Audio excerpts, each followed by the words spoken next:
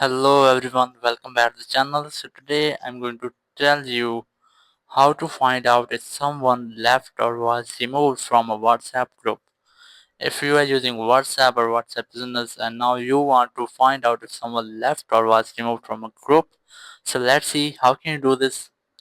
For this, you just have to open your WhatsApp app and then just look for the group.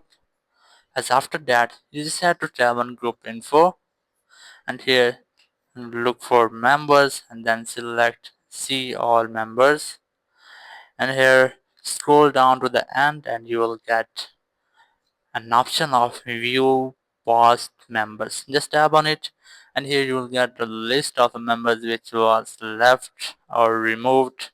So that's how you can easily find out the members if those was left or was removed from WhatsApp group.